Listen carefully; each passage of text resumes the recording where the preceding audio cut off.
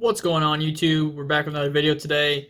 Today's video is going to be on this knife right here. The other day I posted a picture on my Instagram and with this Sasquatch from SPK, and I didn't realize so many of you guys were waiting on a review of this steel, which is S60V.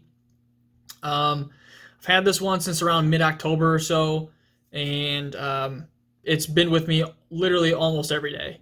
It rides in the pocket all the time. It doesn't always get used. Folders get used the most, just easier to get in and out of your pocket and use them quick, put them back away.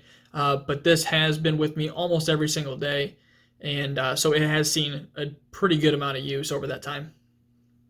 So I have a few different models from Alex, and I have to say that this is definitely my favorite. I have two Sasquatches, and this is like his updated model of it, and definitely like this one more. Not that the other one was bad in any way, but huge fan of this model and his little redesign that he did on it. Just a great profile for EDC, and it's small enough that I can just throw it in my pocket and not worry about it.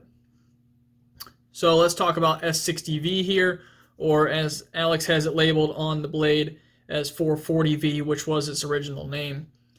This was one of the first high carbide stainless steels. I think Spyderco was the first production company to work with it, and they eventually abandoned it for S30V. When it originally came out, makers were pretty limited to 58 to 59 HRC because of the max oven temps in that time period being about 2,000 degrees Fahrenheit. This particular one from Alex is 62 to 63, which is possible thanks to today's ovens that make higher austenitizing temperatures possible. So back when this was first released, some makers were concerned with the toughness, so they hardened it even lower than what they were capable of at the time, which resulted in poor performance relative to what it's capable of. We're talking 55, 56 HRC, which we know today is extremely soft. Back then, it was also seen as difficult to work with because the abrasive technology at the time hadn't caught up with the steel tech. They didn't really use diamond abrasives or CBN at that point in time. I'm not even sure it was widely available. This was discontinued at some point, but it was brought back in 2015, but I haven't really seen anyone working with it. That's why when Alex was dropping these, I knew I had to pick one up and give it a shot. There's no other chance that I know of that I could get S60V for as decent of a price that this was in a knife like this. Chemistry-wise, it's pretty interesting stuff, over 2% carbon, 17% chromium, and 5.5% vanadium, which is kind of similar to M390 if you think about it. However, S60V has 17% carbide volume, while M390 has 22% carbide volume.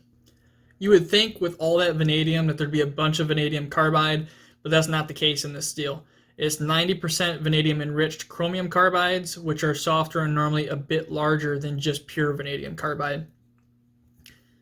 That's typically one of the issues with high vanadium stainless steels. The chromium wants to be in carbides more than the vanadium does, so you get less of that pure vanadium carbide like you'd get in some other steels.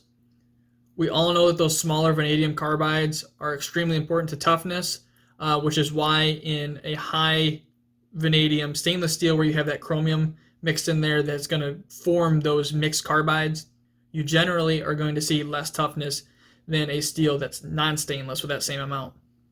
With all of those vanadium enriched chromium carbides, it's actually surprising that the carbide structure in S60V is actually finer than M390 and even CPM 154. That's just extremely interesting. With all that technical stuff out of the way, let's get to my personal experience with this stuff.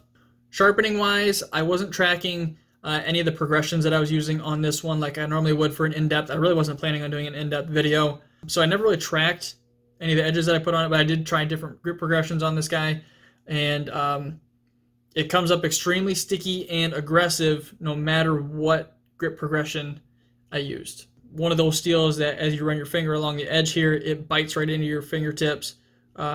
Honestly, feels a lot like a tool steel, which is kind of rare to find in a high carbide stainless like this. It reminds me a lot of something like K390 and Rex 45 in sharpening. You can probably attribute some of that to the fine grain structure of this steel. Another thing I noticed is that S60V sharps back extremely well. You could put a whole bunch of use on it. The edge could be totally dull or dull to the point that I think that it's dull. And then take it to a strop with 16 and 4 micron CBN and bring it right back to about 90 to 95% of its original sharpness. As far as edge retention goes for S60V, in actual use, it lasted a decent amount of time. I would say it felt similar to the amount of time that S90V gives me. So pretty darn good edge retention, but I feel like the edge stability of this steel is its weak point. I'm not saying that it's bad at all, but it is more prone to blunting, and even though I didn't experience any, very prone to rolling just because it has a lower attainable hardness than similar tool steels with similar carbide content. Normally, a higher hardness steel is going to have better edge stability. Just one of the facts. I mean, like K390 being hardened to 65, 66, you're going to see better edge stability than something like this at 62 to 63. I also cardboard tested this one just like all of my other normal tests. Normal progression, 18 degrees per side, 200 to 1000 grit plated diamond, and then 16 and 4 micron CBN on leather before testing it on cardboard until it would no longer cut computer paper. The result I got with that was 517.75 feet, which is just an incredible result. It's one of the very, very few that I've ever tested that cracked the 500 foot mark, and really couldn't be more pleased with that. It's a better result than any S90V I've ever tested, although there's only been a few that I've tried, and I think it's better than almost all of the S90V that Gerald has tested as well. So that brings me to my final thoughts here on S60V. I absolutely love this steel. It's like S90V, but it takes a nastier edge, more aggressive, more refined. It just feels like a more refined steel, in my opinion. It reminds me of a tool steel, but it actually has decent corrosion resistance. Although that's not a property that I really look for in steels, I know some people do find that valuable. If this steel debuted in 2021, I think it would be a massive hit. Unfortunately, I think it has a bad reputation just due to the lack of tech in ovens and abrasives when it first hit the market. So that brings us to the question, do I think production companies should start using S60V? And my answer to that is no. Unfortunately, I feel like it would be doomed to the same fate that M390 is, minus the hype that M390 has behind it. I think companies would heat treat this stuff to lower hardnesses to maximize toughness so they can avoid complaints about it chipping and being difficult to sharpen by more inexperienced users, which is really a shame because S60V is top-notch for a higher edge retention stainless.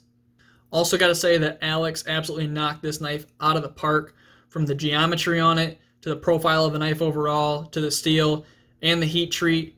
I'm so glad I picked one of these up, and it's worth every single penny. With all that being said, guys, that's going to do it for this video. If you guys enjoyed the video, make sure to drop a like down below and subscribe to continue to see more videos just like this one.